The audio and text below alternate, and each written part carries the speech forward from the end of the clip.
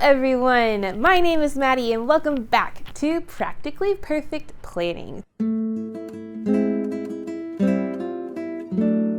Today we are on episode 2 and we are going to be taking a bird's eye view of the Walt Disney World Resort, talking about where different parks are, the resorts that are close to the different parks, talking about transportation and some of the big headliner attractions and shows that you might hear about later on in this series.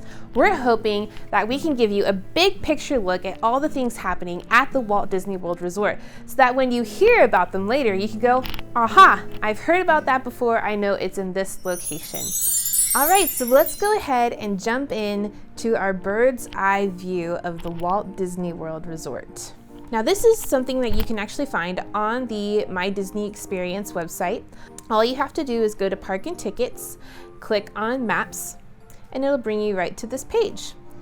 Now, as you can see, this is the lovely view of the Walt Disney World Resort. It is ginormous. In fact, Walt Disney actually has its own zip code. Now, what we're going to do is you're going to see Magic Kingdom is up there in the northern end, followed by Epcot. You got Disney Springs over there with Typhoon Lagoon, Hollywood Studios, Blizzard Beach, and last but not least, Animal Kingdom, which is actually where we're going to start. All right, so right here we have Animal Kingdom. As you can see, we have a pretty organic looking hub and spoke design to Animal Kingdom. You'll notice right there in the middle where the hub is Discovery Island, followed by all the different lands, which are the spokes. So here is our parking lot, and as you enter Animal Kingdom, you are going to go through an area called the Oasis. If you would like to participate in the Wilderness Explorer program with your kids, right there at the end of the bridge is where you can find that. There's lots of excellent restaurants around here, along with a bunch of different shopping areas. All right, so coming back, if you come along this way past Tiffin's, which I highly suggest you check out, that's where you're going to find Pandora, the newest land to Animal Kingdom. You have the Avatar Flight of Passage right there, the Navi River journey, and then you also have the new Satu'li Canteen, one of the best places to eat, in my opinion, at Animal Kingdom. All right, heading back past Tiffin's and up, you are actually going to hit one of my favorite part of the parks, the Africa part of the park. Now, this has a lot of great things like the Festival of the Lion King show. There's a bunch of great little restaurants. Right there is one of my favorite spots. Definitely want to check that out. And then you can go to Kilimanjaro Safaris, which, if you actually look at the map, is very cool because it takes up a large portion of the park in comparison to the park itself. Let's zoom out here a little bit. And you'll notice, I mean, it goes all the way up there. And it's always interesting to me to look at the map and see the difference in how big that part of the park is versus how big the rest of the park is. There are lots of animals to see when you go on safari. The other thing you can check out right here is the train that leads you to Rafiki's Planet Watch. Now, going back to the rest of the park, we are going into the Asia part of the park. Over there you've got lots of things like the Kali River Rapids. You also have the Maharaja Jungle Trek, another animal viewing area. You have Yak and Yeti, which is another great place to eat at Animal Kingdom. And the infamous Expedition Everest is right there. Now, if you happen to have a fast pass for Rivers of Light, this is the area that you are going to sit in, with the entrance being right there. If you do not have a fast pass, you are going to go across the bridge to this other area. This is the area where you go to watch Rivers of Light if you do not have a fast pass. And this is actually Dinoland. You're going to go past Finding Nemo the Musical, another one on the list of things I think you should do. And Dinoland's a pretty cool area. If you haven't been there, definitely fun for kids. You've got the Triceratops Spin, you've got Primeval Whirl, and then one of the best places for kids is the Boneyard. There's Pizzafari right there. Now, going back to Discovery Island, I do suggest that you check out this area. This is the Discovery Island Trails, and you can get a really great view of the Tree of Life from this area. All right, now zooming out of the park, we're gonna look at some nearby resorts to Animal Kingdom. Obviously, Disney's Animal Kingdom Lodge is going to be right next to the Animal Kingdom. It's beautiful, it's gorgeous. Highly suggest that you go visit, maybe on a not park day. Another one that's very, very close is Disney's Coronado Resort. Blizzard Beach is nearby, which I don't think people realize. And then the All-Star Resorts, all three of them, are close to Animal Kingdom, and they're actually considered Animal Kingdom resorts. All right, now you have some different transportation options to get to Animal Kingdom. You can obviously drive and park in that ginormous parking lot. You can also take a Disney bus, which will actually drop you off in this area right here, or you can take a minivan or a Lyft or an Uber. Now we're gonna head over to Disney's Hollywood Studios. Now, Disney's Hollywood Studios has a very interesting layout feature that I think you guys will find really interesting. I'm gonna give you guys 3 seconds to see if you can find it. 1, 2, 3. Do you see it? Disney's Hollywood Studios is actually laid out like a hidden Mickey. I think this is so, so cool. Let me zoom in. So you'll see we have the ear right there, and then you have the ear right there with 2 eyes and a nose right in front of the old Great Movie Ride. Isn't that awesome? When you come to Hollywood Studios, there's your parking lot. You're gonna come in the entrance and you're gonna go down Hollywood Boulevard, which is basically Hollywood Studios' version of Main Street. There are lots and lots of shops and places to snack around here. There's the Starbucks key. And then if you take a right, you're actually going to go down Sunset Boulevard, which is famous for having the Tower of Terror right there at the end. There are some great shops along there as well. You're going to pass the theater for the Beauty and the Beast live show. And of course, you're gonna have Rock and Roller Coaster, and you're going to have Tower of Terror. Woo! If you go past the Tower of Terror to the right, you are going to see the theater for Fantasmic. So if you have that on your to-do list, that is the location to go. All right, so heading back over to the Hidden Mickey, we're gonna go over here to Animation Courtyard, and you'll see that there's lots of things to do here, including Star Wars Launch Bay. If you have anyone that likes Little Mermaid, the Voyage of the Little Mermaid show is right there. And there is Disney Junior live on stage for any of those folks that have Disney Junior fans. That's where you're going to find that show. The Hollywood Brown Derby is right there. It's one of my personal favorites to go eat with my family. Really, really good food. It has some fun history behind it that you can read on the walls. And then we're gonna go past the Chinese Theater, which sadly does not have the Great Movie Ride anymore, but I'm very excited for the new Mickey Mouse ride that's gonna come. Behind the Chinese Theater though, that is going to be your entrance for Toy Story Land. So as you come in past the Giant Woody, you have Slinky Dog Dash down there, you've got alien swirling saucers, and of course we have Woody's Lunchbox right there. Out of Toy Story Land, around the Chinese Theater, and down this lane where you're going to find the ABC Commissary. You also have 2 places to eat. You have the Sci-Fi Diner and the new brewery right there. And then of course you have this ginormous green space. That is going to be where the new Star Wars Land is, but it's not there yet. If you would like to see the Muppets, Much Vision 3D is right there, and you can check out Pizza Rizzo. If you go back this way, you're gonna hit Star Tours. Next to Star Tours is the Backlot Express, another quick service area for you to get food. As we go back to the Hidden Mickey, you're gonna hit Indiana Jones Stunt Spectacular, and you're gonna hit this area called Echo Lake, and where you have 2 great places to eat. We have the 50s Primetime Cafe, and we have Hollywood and Vine. All right, so we have some different transportation options for Hollywood Studios. You can obviously park your car in the giant parking lot. You can take the bus, which is gonna drop you off right there. And of course you can take an Uber or a Lyft or a minivan. But there is another option to get to Hollywood Studios if you are in a particular place. There is the ferry. The ferry is going to go up this canal towards the boardwalk. Now, what's really interesting is you can also walk from this area. So if you're at the boardwalk, you can follow this little path right here. It's about a mile or so. It takes my family about 20 minutes to walk it, but you can actually walk from the boardwalk to Hollywood Studios, and it's really not a bad walk, and it's very pretty. So that's going to lead me to where can you stay that's close to Hollywood Studios if that is the place that you want to go. Obviously, we already talked about the boardwalk. If you want to stay at the boardwalk or any of those resorts, those are going to be close to Hollywood Studios. If we zoom out a little bit, you will also see Disney's Coronado Springs Resort. That is also close to Hollywood Studios. You will also see Disney's Art of Animation and its sister resort, Pop Century.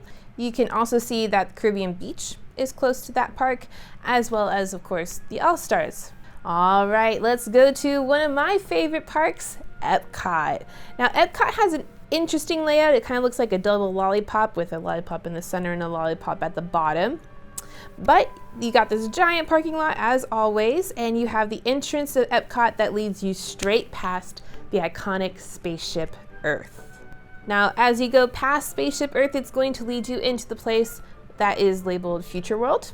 There is a Future World on the left side, or the west side, and a Future World on the right side, which is the east side.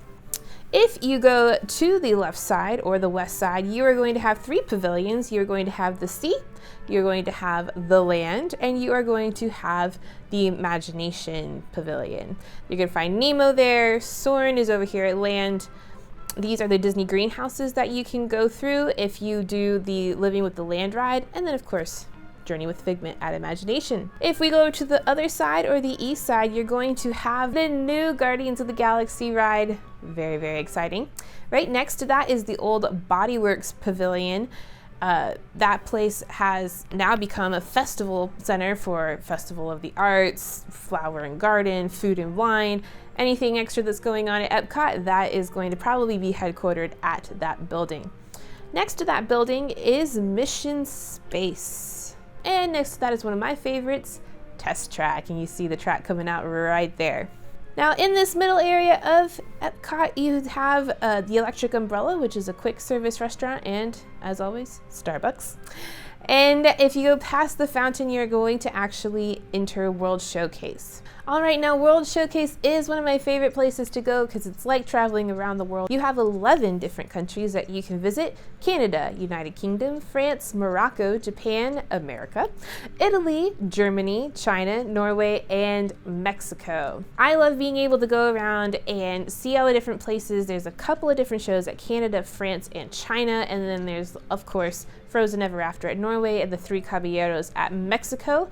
There are a lot of character meet and greets that you can do as well. And one of my favorite things to do is to go to the American Adventure and take in the Voices of Liberty. Now there's some different transportation options for you at Epcot. You can of course drive and park your car like any other park. You can take the Disney buses, which are going to drop you off right there. Or you can actually go and take a boat from the boardwalk or any of those resorts, and it'll actually drop you off at the International Gateway, which is an alternate entrance for Epcot. But keep in mind that that does not open until 11 o'clock in the morning because World Showcase does not open until 11 o'clock in the morning.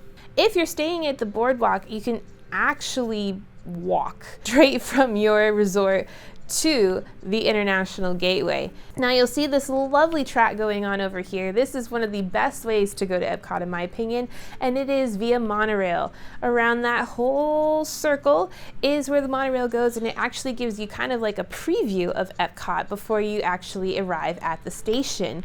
I love doing that. It always gets me really excited, makes me feel like a kid again. So if you're able to go to Epcot by monorail, please, please make it a priority. Hotels that are nearby, we've mentioned them several times. You have the boardwalk area with the boardwalk, Yacht and Beach Club, Swan, Dolphin, all right there in that area. And what you may not realize is that you're actually pretty close to Disney Springs. So many of the Disney Springs hotels are close to Epcot. That includes Port Orleans, Riverside, and French Quarter. You also have Old Key West and Saratoga Springs and Caribbean Beach right down there. Disney's Typhoon Lagoon right there next to Epcot. And you also have the Lake Buena Vista Golf Course. Now we're actually going to go to Disney Springs for a second because a lot of people have been making that a destination just as much as one of the parks. Disney Springs has a lot of great shopping and food, and it's a really, really fun place to just go explore. There's some different driving things that you can do. The Disney Springs actually has a couple of parking garages, so you can drive your car and park there and go shopping. You can also get there by bus. You can take a minivan or a Lyft or an Uber, just like any other place on a resort property. And if you're staying at one of the nearby hotels, say Port Orleans, Old Key West, Saratoga Springs, there's actually a river, the Sassagoula River, that goes from those resorts to Disney Springs. So if you're staying in one of those resorts, you can just hop on a ferry and enjoy the ride. It's very, very beautiful back there. When you come into Disney Springs, it'll drop you off at the ferry port right there. And if you are staying at Saratoga Springs, I actually highly suggest you just walk. There's a great little walking path that goes along the lagoon right there and across that bridge, and boom, you're in Disney Springs. All right, now we're going to the pièce de résistance, the place where everybody wants to go, Magic Kingdom. Now, Magic Kingdom Park is a traditional hub and spoke design. Now, as you enter Magic Kingdom Park, you are going to go under the Disney World Railroad Station and into Main Street, USA. This is going to be your place for anywhere that you want to eat or shop. Now, if you're going up Main Street, on the right of the map is going to be where a lot of your restaurants are and a lot of your snacks, and on the left is going to be where most of your shops are. And then as you go into the hub, you're going to have the partner statue right there, along with, of course, Cinderella's castle. All right, so as you go off here to the left, you're gonna enter Adventureland, and you have the Jungle Skipper Canteen, one of my favorite places to go eat. You're gonna go past the Swiss Family Robinson Treehouse, another place that I suggest to go. It has some amazing views of the park. You'll also find the Jungle Cruise, and you'll find the Pirates of the Caribbean, but do not pass Walt Disney's Enchanted Tiki Room, and if you would like a Dole Whip before you participate in that activity, Aloha Isle is right there. Now you can either go that direction or through there, or you can go back to the hub and around through Liberty Square, but that's how you get to Frontierland, where you have two major attractions, Splash Mountain and Thunder Mountain. As you go back along this direction, you are going to go into Liberty Square.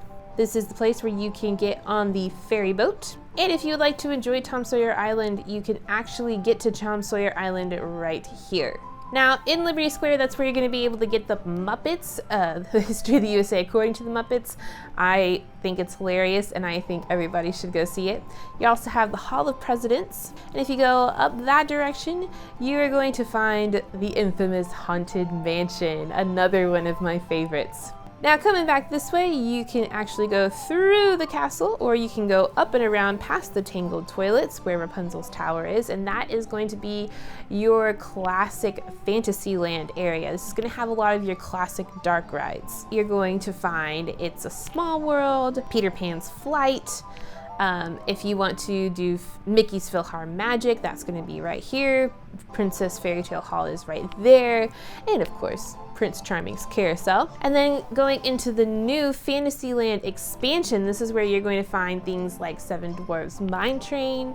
You're going to find Enchanted Tales with Belle. You're going to find the Be Our Guest Restaurant, Gaston's Tavern, Voyage of the Little Mermaid, Ariel's Grotto, where you can actually meet Ariel. So that's where you're going to find most of those places. And then even back beyond there is going to be the circus area. There's a lot of really fun rides for kids, including Dumbo and the Barnstormer. And heading back down, you're going to hit the Mad Tea Party, a classic, before you hit Tomorrowland. So you can either go down there to Tomorrowland, or if you're coming from the hub, you're gonna go off into the right. I think everybody should go off into the right at some point from the hub, just because there is something amazing about walking into Tomorrowland, down that bridge, seeing the Astro Orbiter getting closer and closer. There's just something really, really fun going through that canyon. You're gonna pass the Monsters Inc. Laugh Floor. Buzz Lightyear Space Ranger Spin is right there. Of course, the Astro Orbiter, as I already mentioned. You're gonna have the Tomorrowland Speedway right there, along with Space Mountain, People Mover, must in my opinion. And then you're going to find the Carousel of Progress. Now, transportation is pretty difficult when you're talking about the Magic Kingdom, because as you can see, there's not really a lot at the entrance except for the entrance itself. There's a lake. And so if you actually drive and park your car, you're going to have to go all the way across the lagoon to the Ticket and Transportation Center. So if you park your car, you're going to park it in the giant parking lot and go to the Ticket and Transportation Center. That's also where you're going to find the monorail, not only to the Magic Kingdom, but to Epcot. There is an express straight from the Ticket and Transportation Center, and then there's also a loop that goes to all of the different resorts. You can also take a ferry, and that ferry goes across the lagoon and parks right in front of the entrance. There's also some smaller ferries that go from the individual resorts to the Magic Kingdom. The buses drop you off right there. Now, as I mentioned, we do have this lovely monorail loop which facilitates some very, very close resorts to the Magic Kingdom. You're going to go through Disney's Contemporary Resort, past the Ticket and Transportation Center to Disney's Polynesian Resort, and then finally Disney's Grand Floridian Resort. Now, some other places that you can go to that are close to the Magic Kingdom are actually Disney's Shade of Green, where that is a place where if you've served in our military, you can stay. It's specifically for them. You can also go to Disney's Wilderness Lodge. There's a bus to the Magic Kingdom that goes from there, as well as a ferry. And then, kind of unique, is Disney's Fort Wilderness Resort and Campground. You can actually tent camp here. There are some cabins, and of course you can bring your RVs. This rather large area is where you can stay, and there's actually some really interesting things to see at this resort. If you've heard of Whoop-De-Doo Revue, it is one of the longest running dinner shows in America, if not in the world. And there's also this place called the Tri-Circle D Ranch, which is where they house all of the horses that work at Walt Disney World. So Tri-Circle D Ranch is right there. And if you want to check out Whoop-De-Doo Revue, that is going to be right up there. Now, zooming out, there is a ferry that goes from the campgrounds to Magic Kingdom, and there's also a ferry that goes from there to the Contemporary Resort, and I believe also to Wilderness Lodge. There is an internal bus system that goes through the campgrounds. That's good because it's ginormous. Then some other points of interest if you're interested in golf. There is Disney's Magnolia Golf Course and Disney's Oak Trail Golf Course. And over here we have Disney's Palm Golf Course. So that concludes our bird's eye view of the Walt Disney World Resort area. As you can tell by the length of this video, there are so many things to do in the Walt Disney World Resort. So many things to do, you usually can't do all of them in one trip. So hopefully this video and the subsequent videos will give you guys ideas what you definitely want to do on this trip and what you may want to do on a subsequent trip. Thank you guys so much for watching this video. This series is brought to you by the Magic for Less travel agency. Their Magic Plus concierge service is designed to make you feel like a VIP while visiting the Walt Disney World resorts. Their agents have first-hand experience that is going to help you plan a vacation that meets your needs, saving you time and money at no extra cost to you. And once you've booked things like tickets or hotels, you can use them as much or as little as you need to plan subsequent things, like fast passes or dining reservations or anything else for your vacation. You can request a no-obligation quote at themagicforless.com and an agent will get back to you immediately. This series is also brought to you by themouseforless.com, your #1 destination for Disney news and updates. There is so much information there to help you plan your Disney vacation, things such as resort guides and restaurant information, and you can find it all at themouseforless.com. Thank you guys so much, and we'll see y'all real soon!